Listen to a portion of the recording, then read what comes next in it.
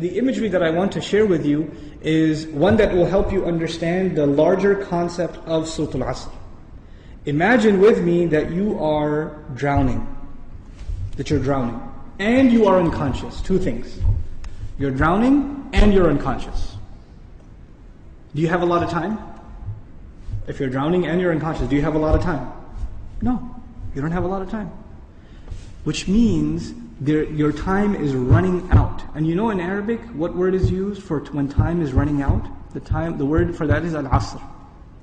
And asr literally means time that is running out. It's the last part of the day when the day is running out. It's time of asr prayer. Okay, asr literally comes from asir, juice that is squeezed out, time that's being squeezed out of your hands. You know, asr al-thawba even it's used. That you take a cloth that is drenched in water, and when you squish it like this, all the water comes out. Asr as a verb is used like that, right? To squeeze it out.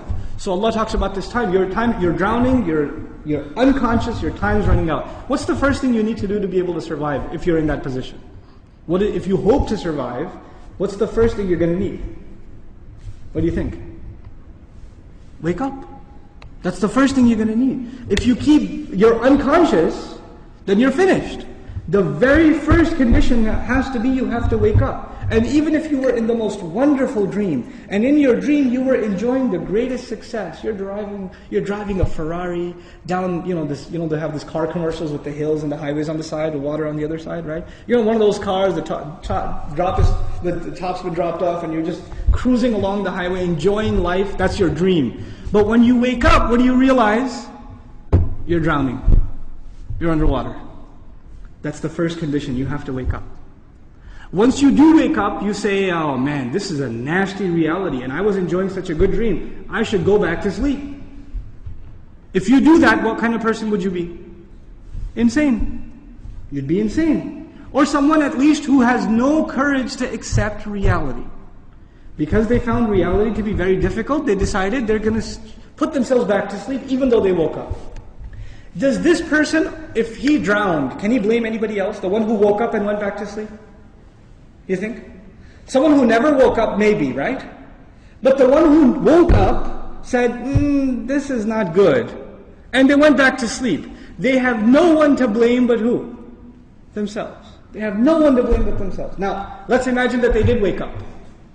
What do you have to do next? Oh, it's pretty bad, I'm drowning. Even if you don't know how to swim, will you not use every muscle in your body to make certain kinds of motions to go towards the surface? Wouldn't you do that? And you will make certain kinds of motions that make you go further down, and certain kinds of motions that will make you go up. And once you discover which ones help you go up, you will only do those, right? You will do those. In other words, the first thing was you have to wake up, the second was you have to swim. You have to do something to try to get to the surface. When you got to the surface, you gasped for air, and you got pulled back down. You got pulled back down. And you know who you got pulled back down? You won't believe this. There's a chain around your foot, and your relative, your cousin, is sleeping, and he dragged you down. And now you're drowning because of your sleeping cousin. What do you have to do now? You got to wake him up. And you're not even waking him up because you want to save him. Who are you waking him up for? Maybe you want to save him, maybe. Maybe you don't even like your cousin, I don't know, right? But what's the point? The point is you're trying to wake him up because if you don't wake him up, who's also going to drown? You yourself. So you wake him up, and he says, man, I was driving a Ferrari, you woke me up for no reason, I'm going back to sleep. Forget you. Can you just say, okay, well, I didn't like you anyway, suit yourself? Can't do that. If he goes to sleep again, what are you going to do? No, man, wake up, let's go, we can't give up. You can't not accept reality. And you have to keep trying to wake him up until he finally says, okay, fine, what do we do? He says, you say to him, let's swim together. Both of you come up together. The third time, you both get pulled down by your grandmother, by your aunt, by your neighbor, by your son, by your daughter. Does the process continue? The process continue? There's a 4-part process to this people surviving. The first was they had to wake up themselves. Then they had to try to swim. Then they had to tell other people that they're tied to, this is the truth. Let's go. And even if they got tired and one of them said, man, I can't do this anymore. We've been doing this now over and over again.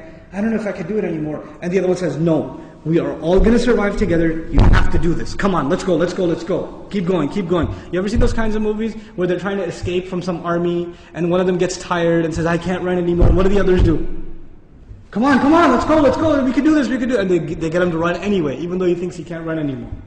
They work with each other because their survival depends on each other. They work together desperately. What does Allah say at the end of this surah? First He says, إِنَّ الْإِنسَانَ لَفِي Wal asr, first of all, time's running out. Then He says, إِنَّ الْإِنسَانَ لَفِي خُسْرٍ I'll translate it, human beings are drowned in loss. You see the parallel?